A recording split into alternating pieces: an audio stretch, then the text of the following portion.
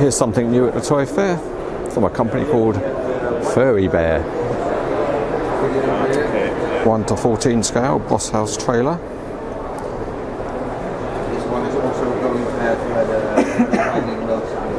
Okay, nice. And all radio controlled.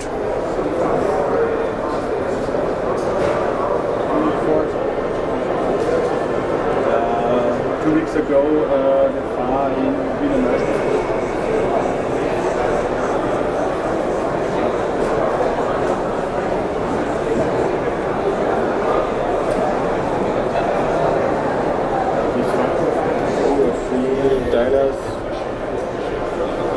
I don't know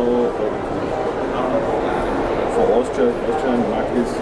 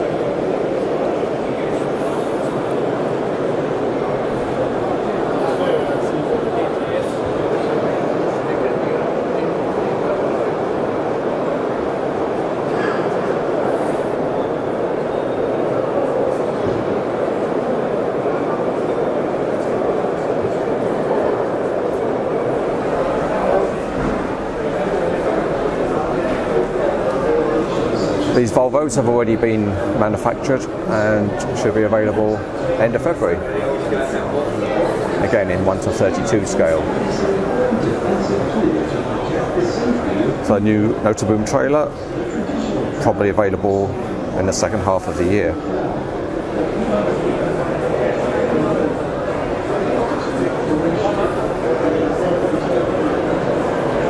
New 1:32 walking floor trailer.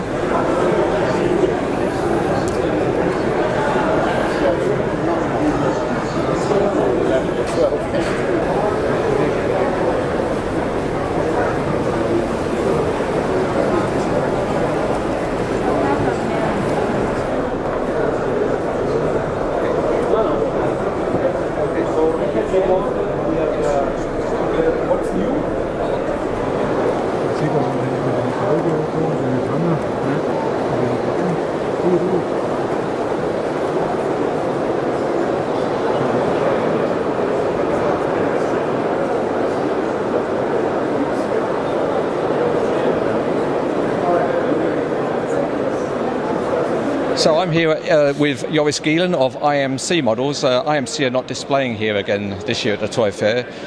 But the reason we're here is because every year Cranes Etc. picks one model as the model of the year. And for 2019, that was the DMAG AC700. And I have an award here to give to Joris. There you go, Joris. Thank you, Ian. So well done on that, because that was, on my ratings anyway, clearly the best model of last year. Yeah. It went through a long development period, but well worth the wait. We put a lot of effort in it. I think, unlike any project we did to date, and also from our long history for model making, this was unique for us. So it means a lot to get an award. And what's interesting about the development is that what we did is we used more collector base information. We didn't only make a model for the licensee, for in this case Terex DMAC. What we did is really talk to collectors. How can we make this interesting model with interesting features while keeping a reasonable price level? And I think also the first time that we did a collector's edition. Yes. And the collector's edition was nice in a way that we could do even more for collectors, while still keeping a normal model for a reasonable price.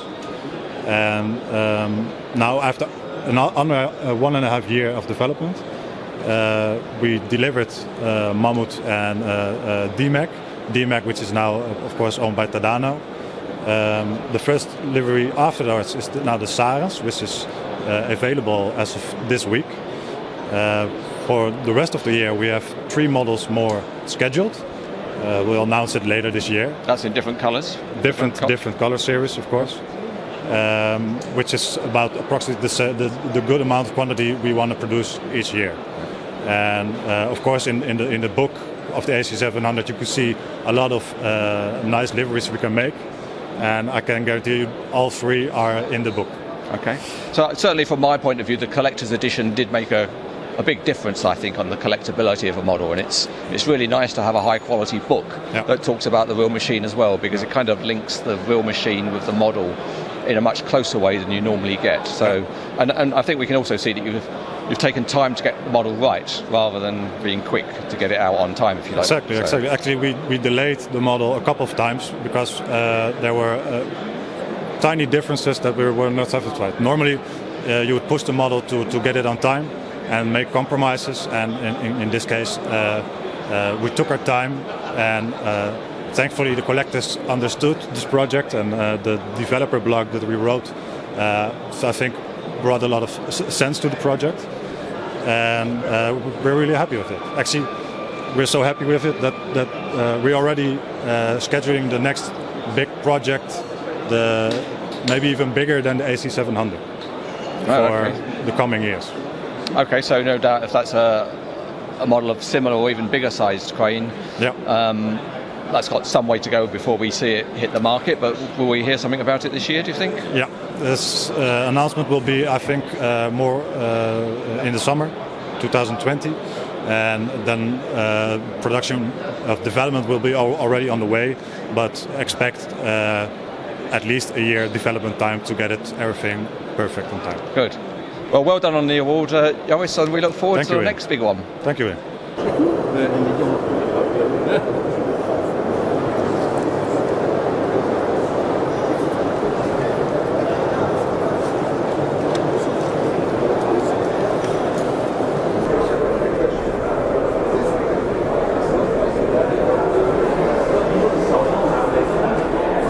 So this year, Ross only have new agricultural models.